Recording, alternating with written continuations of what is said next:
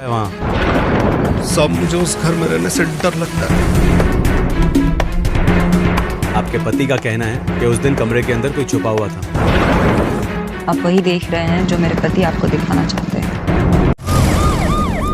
FIR के अनुसार तुम्हारी बीवी सिंधुरा सिंह ने अपने स्टेटमेंट में कहा है कि तुमने उसके साथ बुरी तरह मारपीट की।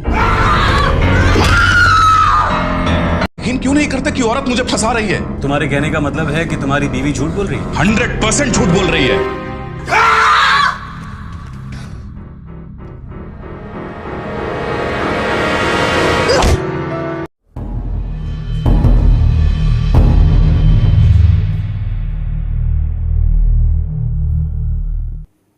नमस्कार दोस्तों, कैसे हैं आप लोग।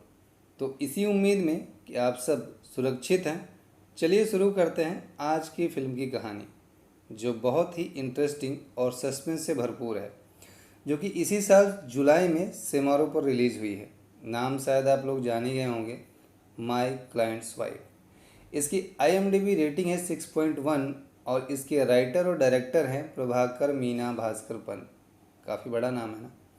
स्टोरी शुरू करने से पहले आप सबसे एक रिक्वेस्ट है कि मेरे चैनल को सब्सक्राइब ज़रूर करें, क्योंकि मैं इस पर इंटरेस्टिंग स्टोरी लाता रहूँगा। तो प्लीज़ वीडियो को लाइक और चैनल को सब्सक्राइब करें, जिससे मुझे थोड़ा मोटिवेशन मिलेगा नए और इंटरेस्टिंग वीडियो डालने के लिए।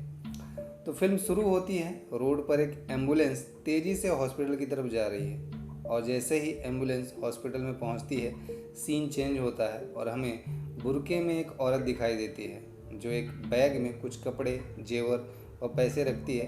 फिर ऊपर के कमरे में जाती है तो हमें किसी के चिल्लाने की आवाज़ आती है। वो औरत वहाँ उस कमरे से एक बक्सा निकाल कर लाती है, जिसमें से कुछ कागज़ निकाल कर जला देती है। फिर वो एक कैमरा ऑन करके अपना कन्फेशन रिकॉर्ड करती है, जहाँ वो कहती है कि आज के बाद वो दुनिया के लिए अनजान हो चुकी है, क्योंकि उसने अपनी पहचान के सारे सबूत जला दिए हैं। फिर वो कहती है कि जाने से पहले मैं एक सच बताना चाहती हूँ, एक ऐसा सच जो कि किसी ने ना सोचा होगा ना सुना होगा, एक ऐसा पाप जिसे सोचकर मुझे अपने आप से घिन आती है, जिसे मैंने एक बार किया तो करती चली गई 3 सालों से। दोस्तों, ये बात याद रखिएगा, क्योंकि सच में इसकी एंडिंग ऐसी ही होगी जो शायद कोई सोचेगा ही नहीं। फिर सीन चेंज होता है और हम देखते हैं एक शख्स, रघुराम सिंह, जो अपनी बीवी के अटेम्प्ट टू मर्डर केस की वजह से अभी जेल में है। और उसके वकील मानस वर्मा उसे बताते हैं कि उसकी वाइफ अब ठीक है और हॉस्पिटल से डिस्चार्ज हो चुकी है, और उसे यानी रघुराम को अभी जमानत नहीं मिल पाएगी, क्योंकि उसकी वाइफ ने केस किया है और बयान दिया है कि उसके पति ने उसे जान से मारने की कोशिश की, और उसने उसके ऊपर लगे चोट को भी दिखाया हुआ है, सर पे चोट जो लगी है। रघुराम सिंह गुस्से में कहता है कि उसकी वाइफ उसे फंसाना चाहती है। वो अपने वकील को बताता है कि उस रात घर में कोई और भी था, जिसे वो अंधेरे में देख नहीं पाया। वो उसकी लिखी डायरी पढ़ ले तो उसे सब समझ में आ जाएगा। वो बताता है कि उसकी वाइफ का किसी और के साथ अफेयर है। अब इसके बाद वकील मानस सिंदूरा से मिलने उसके घर जाता है, जो कि रघुराम सिंह की वाइफ है, पर सिंदूरा मिलने से मना कर देती है। वापस आने पर मानस को अपनी गाड़ी में एक धमकी भरा पत्र मिलता है, जिसमें लिखा होता है कि सिंदूरा से दूर रहो। वहीं रहने वाला एक आदमी उसे घूर रहा होता है। वहाँ से वकील मानस पुलिस स्टेशन जाता है, वो लेटर लेकर। पुलिस वाला मानस को एक केबल वाले का फ़ोटो दिखाता है और कहता है कि सिंदूरा का कहना है कि केबल वाले ने ही रघुराम के ऊपर हमला किया है, लेकिन वो कहीं भाग गया है। इंस्पेक्टर वकील मानस से पूछता है कि उसने रघुराम की डायरी पढ़ी या नहीं, तो मानस मना कर देता है। यहाँ इन दोनों को भी लगता है कि सिंदूरा नाटक कर रही है। पुलिस इंस्पेक्टर कहता है कि पूछताछ के दौरान सिंदूरा उसे अजीब नज़रों से देखती थी। यहाँ सिंदूरा के घर पर दिखाई देता है कि कोई उसके घर के चौकीदार को मारकर बेहोश कर देता है। तो वो आवाज़ सुनकर उठती है, टॉर्च लेकर वो घर में ढूंढते हुए पूछती है कि कौन है। तभी उसे सुनाई देता है कोई ज़ोर से गुस्से में उसे बुलाता है, पर कोई दिखाई नहीं देता। वो ऊपर के कमरे में डरते हुए जाती है तो कोई उसे भी पीछे से मारता है। तभी ये दिखाई देता है कि वो नींद से जाग जाती है, मतलब ये वो सपना देख रही होती है। वो उठकर बाहर जाने के लिए तैयार होती है, पर अजीब बात ये होती है कि यहाँ उसके सिर पर कोई चोट का निशान नहीं होता। बाहर जाते हुए वो वहाँ पास में रहने वाले आदमी उसे घूर रहा होता है, जो उसका माली होता है। उसके बाहर जाने पर वो चौकीदार भी उसका पीछा करता है, जो वो जहाँ देखता है कि कुछ दूर पर वो वकील मानस भी अपनी गाड़ी में छुपकर सिंदूरा पर नज़र रख रहा होता है। सिंदूरा एक अंडर कंस्ट्रक्शन बिल्डिंग में जाती है। उसका पीछा करते हुए मानस भी वहाँ आ जाता है। सिंदूरा उसे देख लेती है। वो उससे पूछती है कि वो उससे मिलना नहीं चाहती तो वो क्यों उसका पीछा कर रहा है। मानस कहता है कि वो उससे थोड़ी देर बात करना चाहता है, पर वो मना कर देती है। मानस पूछता है कि उसके सिर की चोट तो गायब है, जबकि इसके पहले उसने पट्टी लगाई हुई थी।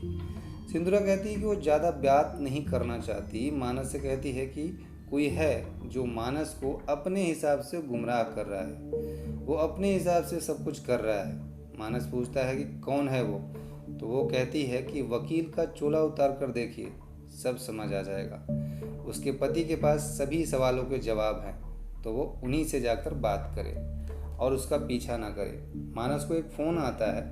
फ़ोन पर कोई उसे बोलता है कि उस औरत से दूर रहो, वो बहुत चालाक है, वो तुम्हें भी अपने जाल में फंसा लेगी। मानस गुस्से में जेल में रघुराम के पास जाता है और कहता है कि वो ही उसे धमका रहा है फ़ोन करके, लेटर देके, जबकि वो उसका वकील है।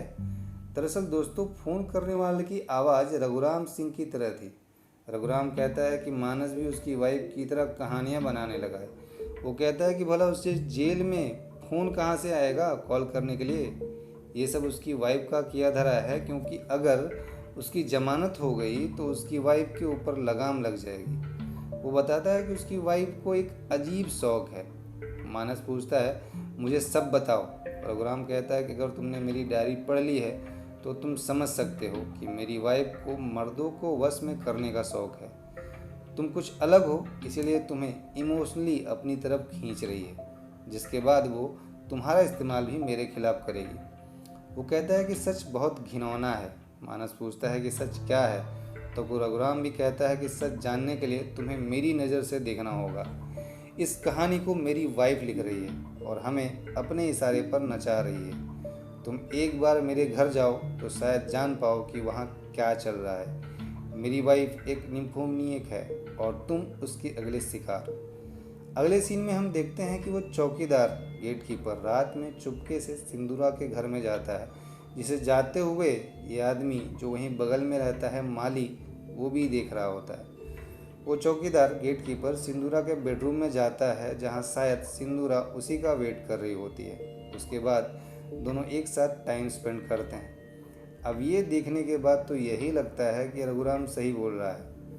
सुबह के समय वो गेट कीपर और वो वहाँ रहने वाला माली आपस में कुछ बातें करते हैं, जिसे सिंदूरा देख रही होती है। यहाँ वापस सिंदूरा के सिर पर पट्टी लगी है। सिंदूरा के जाने के बाद वो माली चोरी से घर की तलाशी लेने आता है, और जब वो ऊपर के कमरे में जाता है तो उसे पर्दे के पीछे किसी की परछाई दिखाई देती है। पर जब वो पर्दा हटा कर देखता है तो डर कर भाग जाता है चिल्लाते हुए। पर बाहर दरवाजे पर उसे सिंदूरा देख लेती है, जो अभी अभी आई है। वो उसे बोलती है कि उसे ऊपर नहीं जाना चाहिए था। वो माली बोलता है कि ये सब पागलपन है, सिर्फ पागलपन। सिंदूरा कहती है कि अब तुमने देख ही लिया है तो अपना मुंह बंद रखना। वो कहता है कि वो सब पुलिस को बता देगा। तो सिंदूरा कहती है कि बता तो दो, पर तुम कुछ भी साबित नहीं कर पाओगे। मानस वर्मा सिंदूरा से मिलने फिर उसके घर आते हैं, जहाँ उसके सिर पर पट्टी देखकर वो पूछते हैं कि लास्ट टाइम जब मैं आपसे मिला था तब तो ये पट्टी नहीं थी।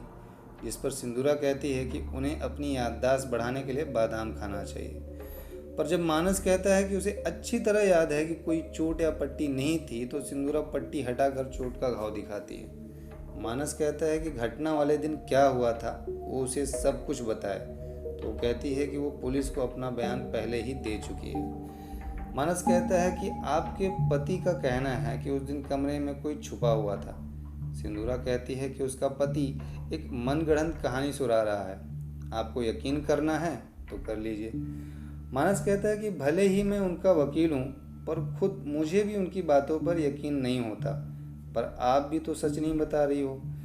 वो सिंदूरा फिर से कहती है कि आप वकील की नज़र से कभी सच नहीं जान पाओगे। कभी फुर्सत में मिलिए, एक एक बात बताऊंगी। मानस इस बात से थोड़ा नर्वस हो जाता है। वो पूछता है कि आपने अभी तक कोई वकील क्यों नहीं किया। तो सिंदूरा कहती है कि सच जो है वो सामने आ ही जाएगा, उसके लिए वकील की ज़रूरत नहीं, पर अगर उसके पति बेल पर छूट गए तो वो उसे जिंदा नहीं छोड़ेंगे, जिसका जिम्मेदार वो खुद होगा। मानस अब रघुराम की डायरी पढ़ना शुरू करता है, जहाँ पर रघुराम ने लिखा था कि शादी के 1 महीने बाद सिंदूरा ने उसे खुद बताया कि शादी के पहले उससे कई मर्दों से संबंध थे और अब उसे रघुराम को घर में किसी गैर मर्द के आने जाने का शक होने लगा। उसकी गैर हाजिरी में कभी सिगरेट के जले हुए टुकड़े तो कभी एक अलग परफ्यूम की खुशबू उसे समझ में आती थी। उसने डायरी में आगे लिखा कि सिंदूरा के साथ वो नहीं जी पाएगा। कभी कभी वो खुद की जान लेने के लिए सोचता है तो कभी सिंदूरा की। फिर फ्लैशबैक में कहानी चलती है। यहाँ प्रेजेंट में सिंदूरा घर में अकेली थी। वो ऊपर कमरे में जाती है और कोई कागजात लेकर नीचे आती है। यहाँ जेल में मानस रघुराम के पास जाकर कहता है कि वो घटना वाले दिन की हर बात बताए, वरना वो उसकी मदद नहीं कर सकेगा। रघुराम कहता है कि वो दिन सुबह से ही उसके लिए मनहूस था। हड़ताल की वजह से उसकी साइट पर काम रुक गया था और उसी दिन सिंदूरा का जन्मदिन था। हमारे रास्ते में अब वो बात नहीं रह गई थी, फिर भी मैंने एक बुके लिया। घर पर पहुंचा तो वहाँ सीढ़ियों पर पहले से ही कुछ फूल गिरे हुए थे। मैंने कई बार डोरबेल बजाई लेकिन दरवाज़ा नहीं खुला, तो मैंने मेरी ही चाबी से दरवाज़ा खोला। फ्लैशबैक में रघुराम घर के अंदर सिंदूरा को बुलाते हुए जाता है, जहाँ टीवी ऑन था और एक बुके वहाँ पहले से ही पड़ा था। सिंदूरा से कोई जवाब न मिलने पर वो घर के हर कमरे को देखता है, पर उसे वहाँ कहीं सिंदूरा नहीं दिखती। तभी सिंदूरा अचानक से ऊपर कमरे में जाने वाली सीढ़ियों पर खड़ी रघुराम को दिखाई देती है। वो पूछता है कि दरवाज़ा क्यों नहीं खोला इतनी देर से, तो वो कहती है कि तुम्हारे पास भी तो चाबी है। रघुराम पूछता है कि बुके कौन लाया था, तो सिंदूरा कहती है तुम्हें इनसे क्या मतलब। तभी रघुराम को ऊपर आवाज़ कुछ सुनाई देती है। वो सिंदूरा से पूछता है ऊपर कौन है, तो वो कहती है कुछ नहीं बोलती और उसे ऊपर जाने से रोकती है और कहती है कि तुम तो शाम को आने वाले थे। रघुराम कहता है अगर मेरा घर आना इतना बुरा लगता है तो छोड़ दो मुझे। रघुराम को वापस ऊपर से आवाज़ सुनाई देती है तो वो ऊपर जाने लगता है। सिंदूरा रोक लेती है तो वो सिंदूरा को पीछे धकेल कर ऊपर के कमरे में जाने लगता है। सिंदूरा ये देखती है तो दीवार पर अपना सिर मारकर खुद को घायल कर लेती है। रघुराम फिर भी ऊपर के कमरे में जाता है। उसे लगता है कि कर्टन्स के पीछे कोई है। वो उस तरफ जाता है पर तभी चाकू से उसके ऊपर हमला हो जाता है। वो डर कर भागता है। नीचे सिंदूरा फर्श पर गिरी रहती है।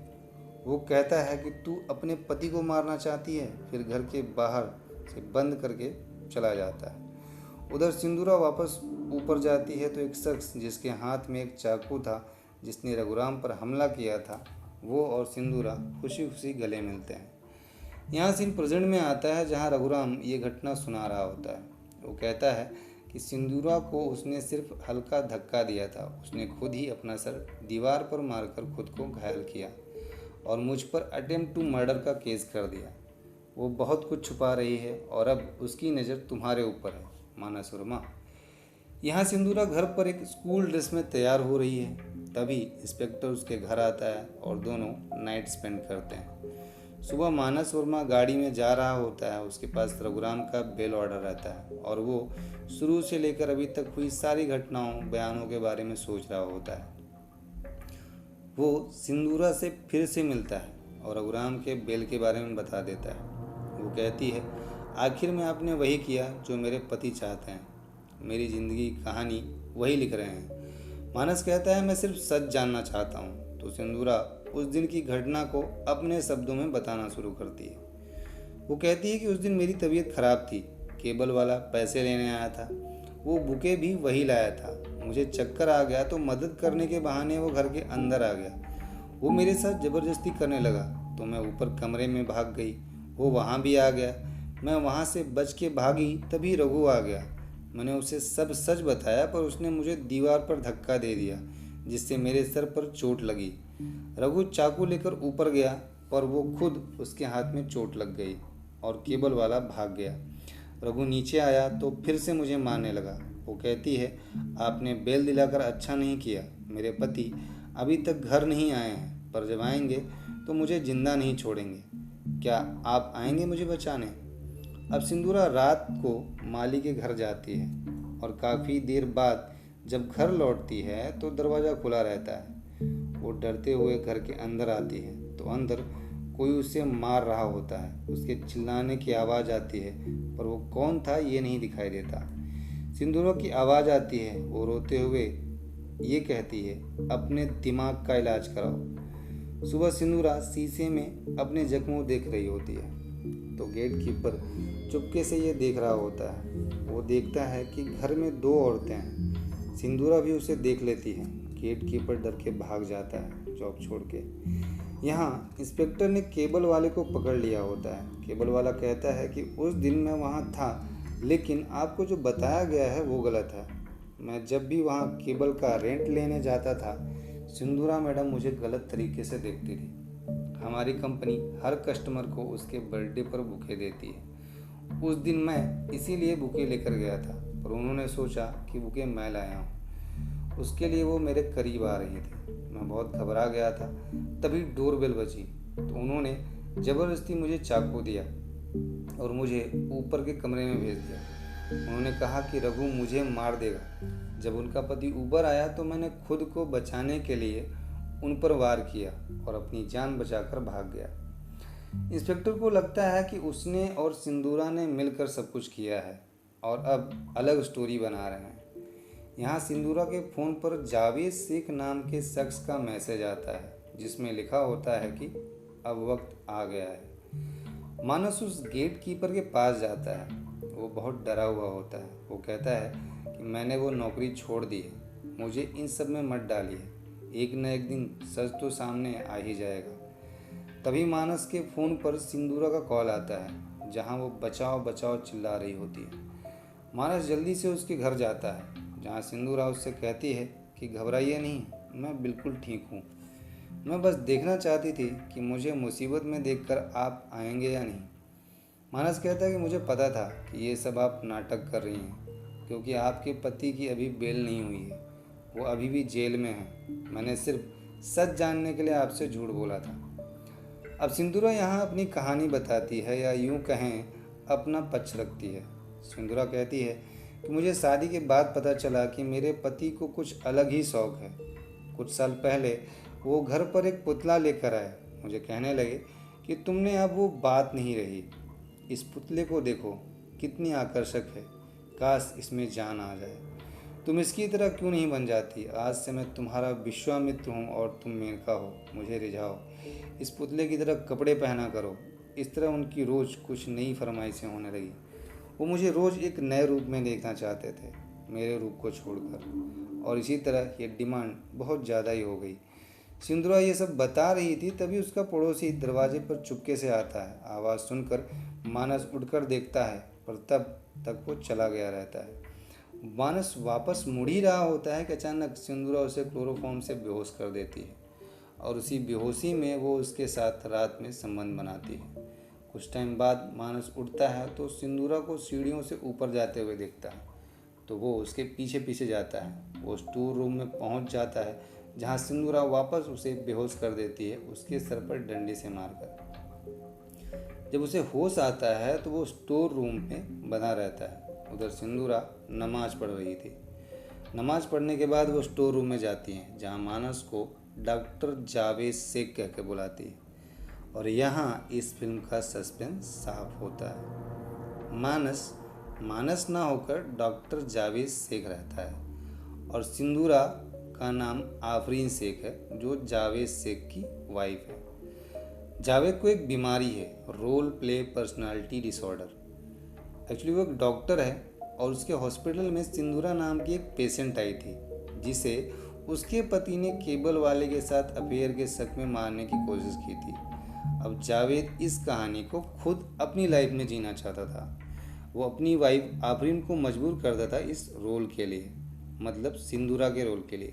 वो पूरा स्क्रिप्ट लिखकर सिंदूरा मतलब आफरीन को देता था क्या कैसे बोलना है और वो खुद वकील मानस और सिंदूरा के पति दोनों रोल खुद ही करता था। जो पुतला लेकर सिंदूरा का पति आया था वो ये खुद था। खुद अपनी गाड़ी में धमकी भरे नोट्स लिखकर छोड़ता, फिर खुद ही घबराकर पढ़ने लगता। पड़ोसियों के सामने भी ये नाटक चालू रहता था। इसीलिए इसके माली और चौकीदार घबरा कर निकल जाते थे। वो पड़ोसी उसकी मदद भी करना चाहते थे, पर आफरीन ने खुद ही मना किया हुआ था। इसीलिए वो सब डरकर छुप छुप कर सब देखने की कोशिश करते थे। आफरीन को माथे पर चोट नहीं थी, इसीलिए वो एक बार पट्टी लगाना भूल गई थी, जिसके बाद जावेद ने जानबूझकर उसके सर पर दीवार पर मारा था, जिससे रोल प्ले में असली फील आ जाए। उसने घर में ही जेल जैसी जगह बनाई थी और आफरीन को कभी सिंदूरा बनाकर पूछताछ करता तो कभी रघुराम। उसी ने गार्ड बनकर सिंदूरा से संबंध बनाया तो कभी पुलिस वाला बनकर सिंदूरा यानी आफरीन को स्कूल गर्ल बनाया। पर आफरीन अब ये सब करते हुए थक गई थी, हार चुकी थी। इसीलिए उसने सब कैमरे में रिकॉर्ड किया और जावेद को बांधकर पुलिस को इन्फॉर्म कर दिया।